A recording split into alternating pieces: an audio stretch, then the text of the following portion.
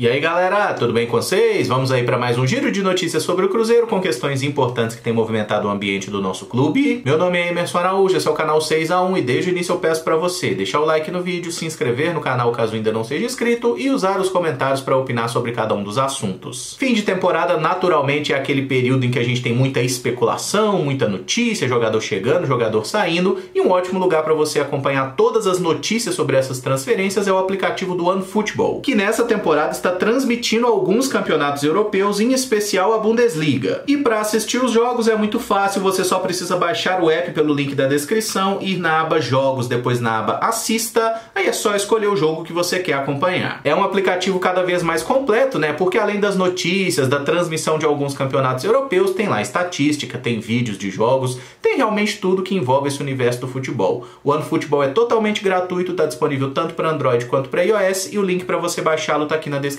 desse vídeo. A semana começou com algumas novidades do Cruzeiro, a menos chamativa é com relação à programação da próxima temporada. Segundo informação do Globo Esporte, o Cruzeiro vai se reapresentar no dia 4 de janeiro e o nosso primeiro jogo na temporada está marcado para o dia 26 contra o RT, partida que deve ser no Mineirão. Então a gente vai ter aí 3 semanas de pré-temporada e uma das caras novas nessa reapresentação será o goleiro Jailson, de 40 anos, que foi anunciado nessa segunda-feira como novo atleta do Cruzeiro. O veterano estava livre no mercado após deixar o Palmeiras, clube que defendeu em 18 jogos em 2021, sofreu 20 gols e não tomou gol em 7 partidas. Eu já tinha comentado sobre o Jailson na semana passada, quando houve a especulação, não consigo achar uma lógica em se contratar um goleiro de 40 anos para ser reserva de um goleiro de 41 anos. E assim, analisando tecnicamente essa última temporada do Jailson, eu não acho que ele tenha ido tão bem assim. Ele teve uma carreira muito bonita lá no Palmeiras, mas se o Jailson tivesse catando muito bem no Palmeiras, gente, convenhamos, o time paulista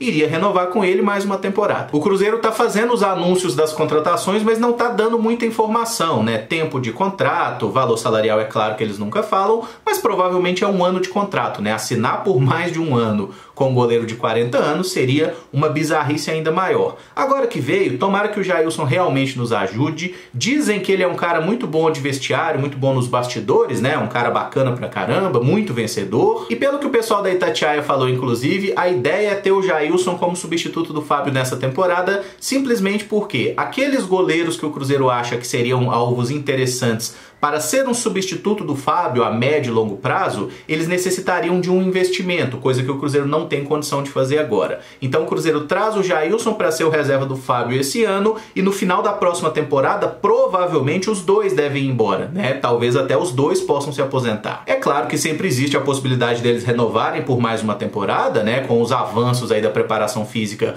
os caras conseguem jogar cada vez até mais longe na idade, desde que se cuidem bem, mas tudo nessa vida tem um limite, chega uma hora que o cara não vai conseguir mais render naquele mais alto nível. Agora que veio, que seja muito bem-vindo Jailson, que tenha uma ótima temporada, nos ajude aí a colocar o Cruzeiro de volta na Série A, mas eu não teria contratado. E o zagueiro Sidney também foi anunciado oficialmente como novo jogador do Cruzeiro. Aos 32 anos, o defensor está sem clube desde agosto, quando deixou o Betis da Espanha, e na carreira também defendeu Deportivo La Coruña, Espanyol, Benfica, Besiktas e Internacional, o clube onde foi revelado. Tem muito tempo que eu não assisto um jogo do Sidney, tá? Eu diria que tem aí uns 2 anos tranquilamente, até considerando que nas últimas 2 temporadas de Betis ele jogou muito pouco, ele foi um reserva do time, tanto que eu tava pesquisando nas fichas ali, né, e nas 2 últimas temporadas ele jogou 15 vezes em cada ano pelo clube espanhol, sendo que o Betis jogou mais de 40 vezes em cada um desses anos. Ele de fato era um reserva. Então eu não me sinto capaz de dizer que hoje o Sidney é tecnicamente um grande zagueiro. O que eu posso dizer é do passado dele, de quando eu vi ele jogando lá no Benfica, no próprio Betis, no Espanyol,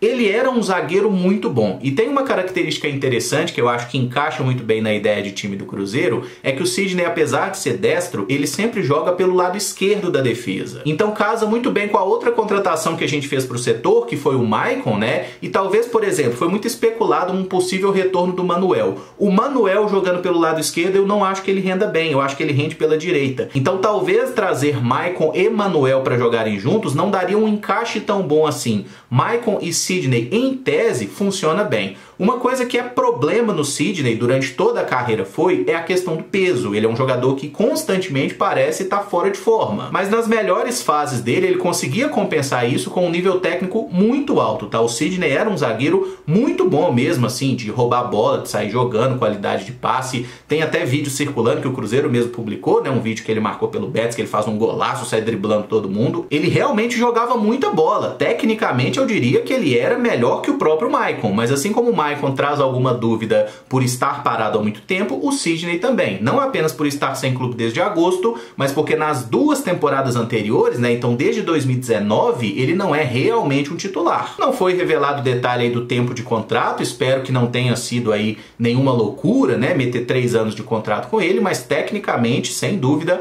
é um bom zagueiro, tá? E acho que se ele estiver bem condicionado fisicamente, vai nos ajudar bastante, assim como o próprio Maicon, né? Tem tudo para formar uma dupla de zaga realmente muito boa. Talvez a única questão que cause alguma preocupação é se não vai ser uma dupla de zaga meio lenta, mas tecnicamente os dois são muito bons e tem uma tendência a ter um casamento certinho. Segundo a Rádio Itatiaia, o meia Marcinho está encaminhando a rescisão contratual com o Cruzeiro para assinar com o Novo Horizontino, que disputa o Paulistão e vai nos enfrentar na Série B. Ele voltará a ser treinado por Léo Condé, o treinador que trabalhou com ele no Sampaio Corrêa. Essa notícia tem relevância quando a gente lembra que o Marcinho não é um jogador que o contrato está acabando agora e ele vai para outro lugar. Ele tem contrato com a gente até abril, então para ele deixar o Cruzeiro agora tem que haver aí uma negociação, né? Provavelmente para uma rescisão contratual, porque acho que nem o Marcinho quer continuar no Cruzeiro e o Cruzeiro já deixou bem claro que não quer ficar com ele. Mas gostaria de pontuar que tem uma chance muito grande da gente enfrentar o Marcinho na Série B e ele fazer gol no Cruzeiro, tá? Simplesmente porque ele vai trabalhar com um técnico que tirou o melhor dele lá no Sampaio Corrêa, como um meia atacante centralizado, posição em que ele não teve sequência aqui no Cruzeiro, e quando teve, foi o único momento que ele conseguiu jogar alguma coisa, né? Foi na época do Moza, porque o Felipe Conceição usava de terceiro volante, o Luxemburgo quis botar ele como ponta, e ele não conseguiu produzir bem nessas 2 posições. Mas agora tá tudo muito próximo, então, do Marcinho ir jogar nesse clube paulista,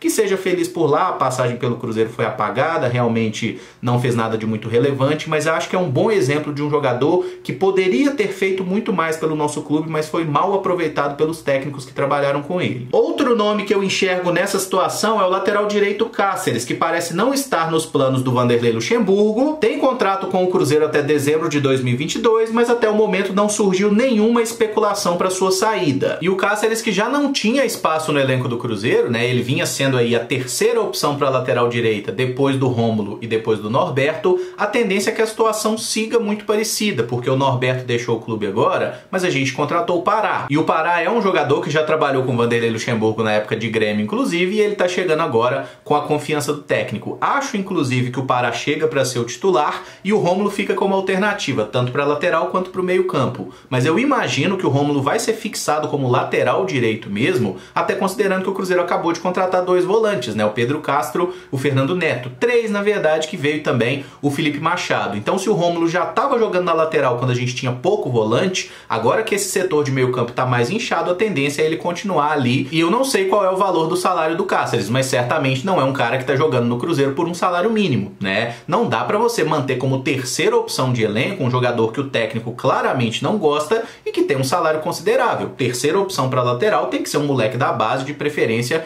que está jogando lá no sub-20. E nesse momento tem que entrar em ação o Alexandre Matos, o diretor de futebol que já está trabalhando nas contratações do Cruzeiro, mas ainda não assinou o contrato com o nosso clube. É esperado que isso aconteça em janeiro, quando ele chegar ao Brasil. E na minha visão, o grande mérito do Alexandre Matos como diretor de futebol sempre foi o fato dele conseguir achar clube para jogadores que não são tão desejados assim, né? Às vezes ele consegue fazer boas vendas no que diz respeito a valores, mas principalmente aquele jogador que está pouco aproveitado, ele consegue fazer uma recolocação desse profissional. E até o momento ele não conseguiu fazer isso com ninguém aqui no Cruzeiro. Os atletas que estão deixando o nosso clube são aqueles jogadores que já estavam no final de contrato, né? Então não há nenhum grande mérito aí do diretor nessas negociações de saída que estão sendo assinadas até agora. O caso do Marcinho, por exemplo, é um contrato que ia por mais alguns meses, mas existe um comum acordo, né? E acho muito importante o Cruzeiro começar a achar um jeito de negociar jogadores, porque o nosso elenco era muito cheio na temporada passada, a gente tinha quase 40 jogadores.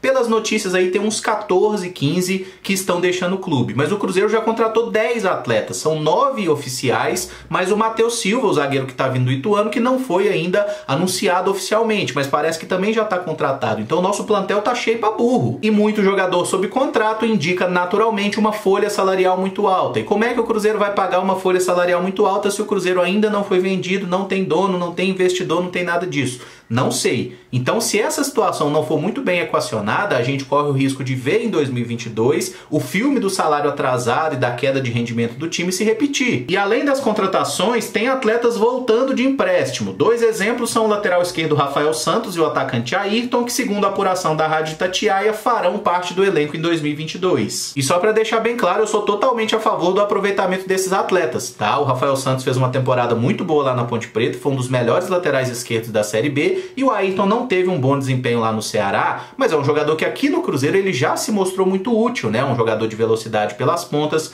Acho que o Ayrton é melhor que o Keké, ele é melhor que o Dudu, ele é melhor que o Felipe Augusto, jogadores que estavam no nosso elenco na última temporada, mas eu torço muito para que o Vanderlei finalmente enxergue uma coisa no Ayrton. Ele não é bom para finalizar. Se ele é um jogador muito rápido que não finaliza bem, ele precisa jogar pelo lado direito, que é o lado do pé dominante, para buscar a linha de fundo e fazer cruzamento. Para isso ele é melhor do que para arrematar. E eu sei que eu tô sendo chato falando essas questões de salário atrasado e de elenco muito cheio, mas é porque eu vejo uma tendência muito grande de todo mundo ficar muito animado quando o Cruzeiro faz assim diversas contratações, né? A contratação ela sempre dá aquela expectativa de que o time vai melhorar, mas no campo não é necessariamente isso que acontece. E eu penso que o Cruzeiro precisa muito de um resgate de um bom ambiente, tá? E é claro que o bom ambiente ele vem naturalmente com vitórias, mas esse bom ambiente tem que vir também com salário em dia. E nesse momento, por mais que seja triste constatar, o Cruzeiro não tem dinheiro. O Cruzeiro tem a expectativa de ter um investimento e consequentemente de ter grana, mas hoje o Cruzeiro não tem esse dinheiro e expectativa não enche barriga de ninguém. Mas enfim, vamos torcer para que esse planejamento seja muito bem feito, né? E planejamento não é só contratação, planejamento também envolve qual é o valor que você vai gastar por mês, se isso cabe no seu orçamento,